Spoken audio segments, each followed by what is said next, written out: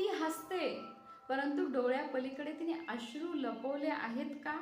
ती बोलते, परंतु मनाच्या कोपऱ्यामध्ये कुठे ना कुठे ती गप्प आहे का? ती एक आई म्हणून, एक बहीण म्हणून, एक पत्नी म्हणून, एक मुलगी म्हणून प्रत्येक वळणावर ठामपणे उभी आहे, परंतु ती स्वतःसाठी ठाम आहे का? ती जिवंत आहे का? नमस्कार, मी पूनम लाहोटी, मोटिवेशनल स्पीकर. ती जिवंत आहे का ही सिरीज मी तुमच्या समोर घेऊन येत आहे.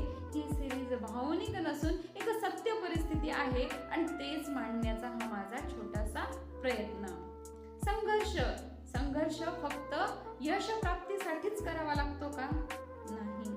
कधी कधी संघर्ष स्वतःचं अस्तित्व, स्वतःचं जगणं याच्यासाठी सुद्धा करावा लागतो. म्हणजे कधी कधी संघर्ष जगण्यासाठी सुद्धा करावा लागतो. हल्लीच्या काळात मुलगा मुलगी एकसारखे, परंतु ही परिस्थिती आधीपासून होती का? मुलीने स्वतःच्या जगण्यासाठी संघर्ष केला होता आणि तो संघर्ष तेथे संपला होता का? की आणखीनही तो संघर्ष चालू आहे? तिचा जर संघर्ष चालू आहे तर तो कशासाठी आहे, आणि जर संपला आहे तर ती तिच्या आयुष्यामध्ये काय करत आहे हेच या सिरीज मधून सांगण्याचा प्रयत्न. ती एक मुलगी म्हणून, एक बायको म्हणून, एक आई म्हणून ती प्रत्येक वळणावर अगदी ठामपणे उभी असते, परंतु सगळ्यांच्या अस्तित्वासाठी उभी राहणारी तिचं अस्तित्व सगळ्यांच्या लक्षात येतं का? हेच या सिरीज मध्ये आपण पाहणार आहोत. संघर्ष हा स्वतःच्या जीवनासाठी सुद्धा असू शकतो आणि तो कोणत्या प्रकारे असू शकतो हे सांगण्याचा यामध्ये माझा छोटासा प्रयत्न.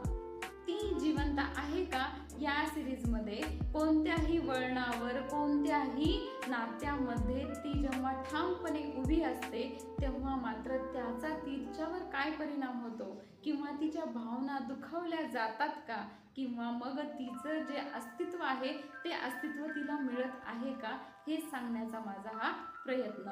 आणि मला खात्री आहे तुम्ही माझ्या मागच्या सिरीजला जसा प्रतिसाद दिला होता,